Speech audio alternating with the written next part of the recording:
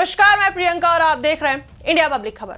केंद्रीय संसदीय कार्य मंत्री किरेन रिजिजू ने बुधवार को लोकसभा में नेता प्रतिपक्ष राहुल गांधी पर तीखा हमला बोलते हुए राजनीतिक माहौल को एक बार फिर गर्मा दिया है।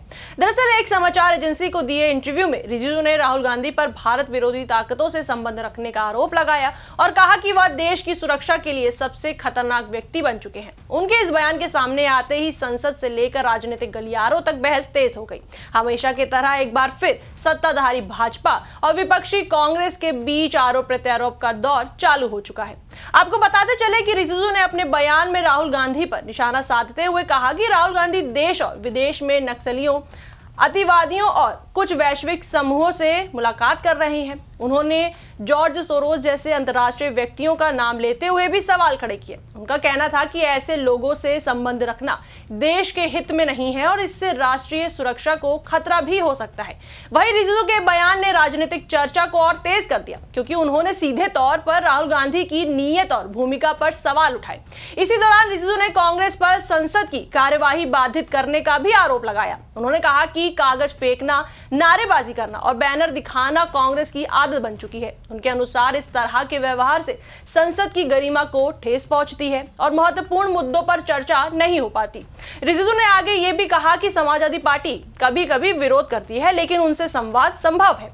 वहीं टीएमसी और डीएमके के नेताओं के साथ भी सरकार काम कर सकती है, लेकिन राहुल गांधी के आचरण की वजह से छोटे दलों के सांसदों को अपने क्षेत्र की समस्याएं उठाने का पर्याप्त अवसर नहीं मिल पाता।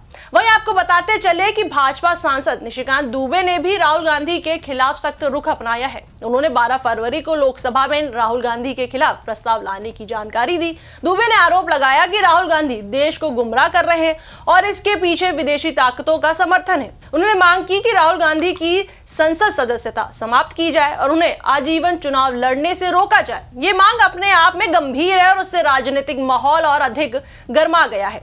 वहीं इन आरोपों के बीच राहुल गांधी ने भी चुप्पी नहीं साधी। उन्होंने लोकसभा में केंद्र सरकार पर राष्ट्रीय हितों से समझौता करने का आरोप लगाया।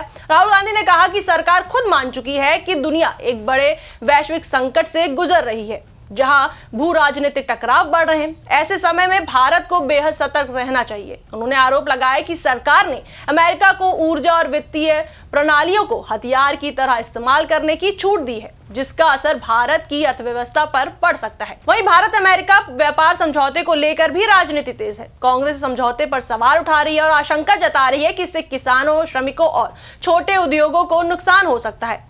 वहीं इस पर पलटवार करते हुए रिजिजू ने कहा कि कांग्रेस बेवजह भ्रम फैला रही है। उन्होंने स्पष्ट किया कि वाणिज्य मंत्री ने संसद में इस समझौते के सभी पहलुओं पर विस्तार से जानकारी दी है और किसी भी वर्ग को नुकसान नहीं होगा। रिजिजू के मुताबिक ये भारत के लिए ऐतिहासिक समय है, क्योंकि विकसित देश भारत के साथ मिलकर काम करना चाहते हैं।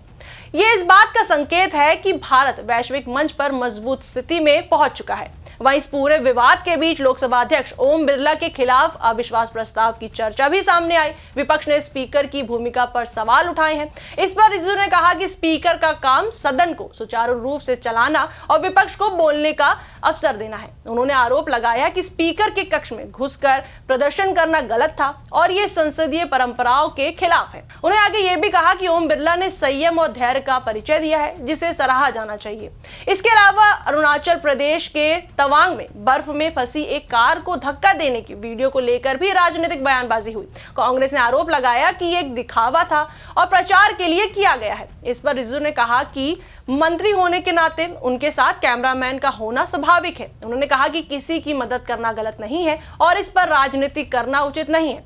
इस पूरे घटनाक्रम को देखें तो साफ है कि भाजपा और कांग्रेस के बीच टकराव नई ऊंचाइयों पर पहुंच गया है। एक ओर भाजपा राहुल गांधी पर राष्ट्रीय सुरक्षा से जुड़े गंभीर आरोप लगा रही है, तो दूसरी ओर राहुल गांधी सरकार की नीतियों पर सवाल उठा रहे हैं। संसद के भीतर और बाहर दोनों ही जगह ये बहस तेज हो गई है कि देश हित किसके हाथ में ज्यादा सुरक्षित है। वहीं इस पर राजनीतिक विश्लेषकों का मानना है कि ये विवाद आने वाले चुनावी माहौल को भी प्रभावित कर सकता है। भाजपा जहां राष्ट्रीय सुरक्षा और वैश्विक संबंधों को मुद्दा बना रही है, वहीं कांग्रेस आर्थिक नीतियों और सरकार की विदेश नीति पर सवाल उठा रही है। ऐसे में आम जनता के सामने ये सवाल खड़ा होता है कि इन आरोपों और जवाबों के बीच असली मुद्दों पर कितना ध्यान दिया जा रहा है। संसद लोकतंत्र का मंदिर माना जाता है, जहां जनता की आवाज गूंजती है। लेकिन जब आरोप प्रत्यारोप का दौर बढ़ जाता है तो कई बार मूल मुद्दे पीछे छूट जाते हैं। ऐसे में जरूरी है कि सभी दल संयम और जिम्मेदारी के साथ व्यवहार करें ताकि लोकतांत्रिक प्रक्रिया मजबूत हो सके।